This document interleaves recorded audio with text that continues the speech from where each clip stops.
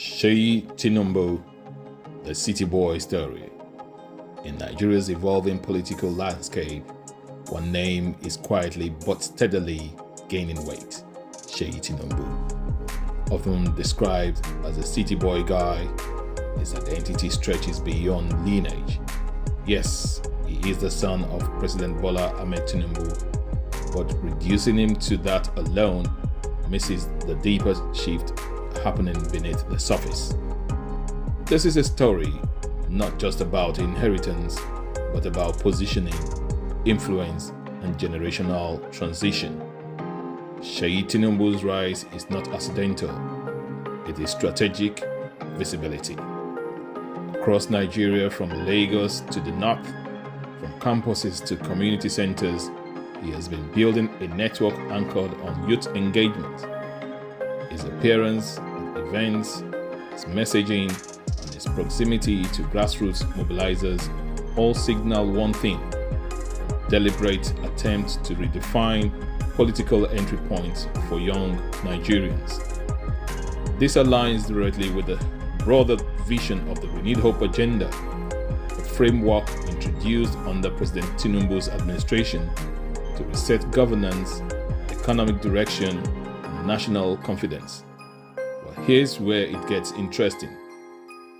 The Renewed Hope agenda is not just policy, it's a narrative of rebuilding. Infrastructure expansion, rail, coastal roads, urban connectivity, economic restructuring, and subsidy reforms, security sector adjustments, youth inclusion in governance and enterprise. Seyi Tinubu positions himself as a bridge between policy and people, particularly the youth demographic that has long felt excluded. His messaging often echoes ownership of the future, participation over protest, economic empowerment over dependency. But let's be clear, this positioning places him in a very delicate space: the old guard versus the new wave. Nigeria's political structure has for decades been dominated by what many call the old guard, a network of seasoned power brokers, long-standing alliances, and deeply rooted influence.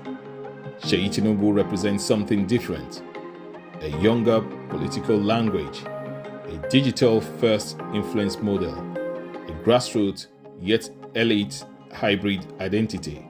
And that raises a critical question: is he preparing to inherit power or reshape it? Because overtaking the old guard isn't just about age, it's about control of structure, loyalty, and narratives. Seyi Tinubu's path sits at intersection rarely seen. Not fully in politics, not fully outside it. Not just business, not just influence.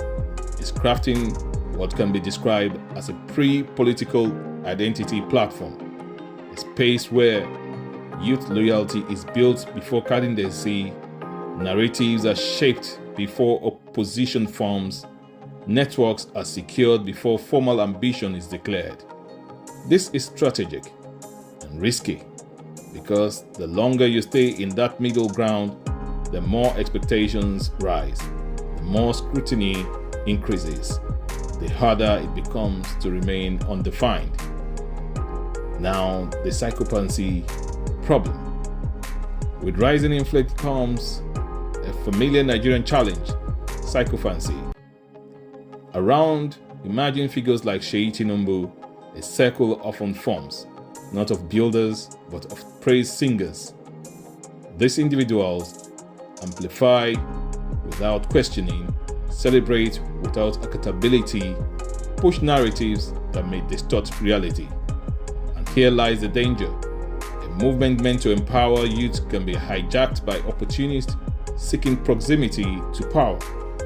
If unchecked, this can undermine credibility, alienate genuine supporters, slow down real progress.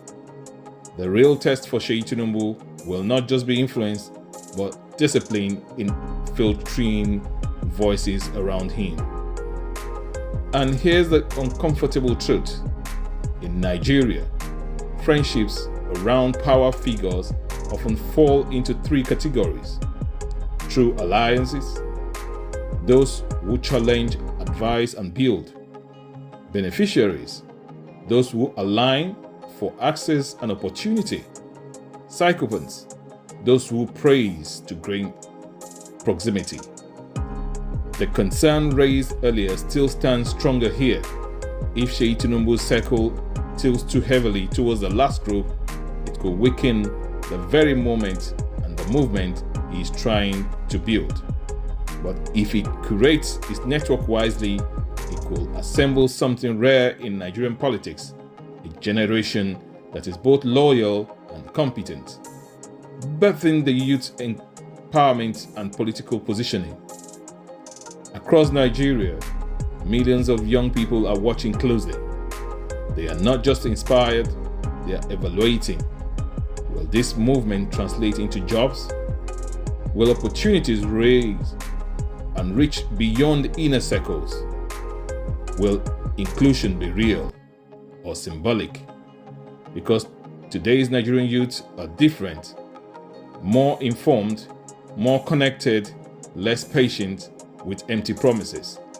If Seyi Tinubu's vision succeeds, it could mark a generational shift in Nigerian politics. If it fails, it risks becoming another recycled narrative.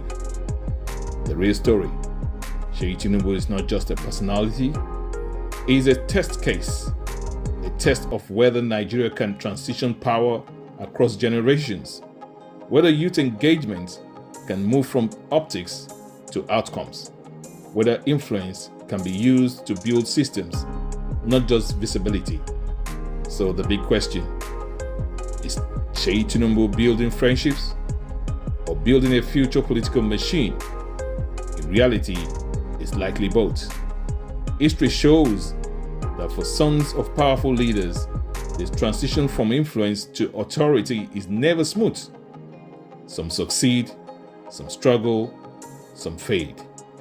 The city boy story is still being written, and like every powerful story in Nigeria, the final chapter will not be decided by speeches, connections, or crowds, but by results, accountability, and impact. On a final note, Nigeria stands at a crossroad between legacy politics and emerging voices, between hope and skepticism, between promise and proof. Seyi Tinubu sits right at that intersection. Whether it becomes a builder of a new order or a product of the old system, that decision will not be made for him. It will be shaped by what he does next and how Nigerians chose to respond. This is the Renewed Hope TV, where we don't just tell the story, we follow the power, question the process, and demand results. The city boy narrative is rising, but the people are watching. Because in politics, as in life, you don't just rise by who you are, you rise by who you keep. Watch out for more. Subscribe, like, and share. I am your host, Dr. Tola Adebi.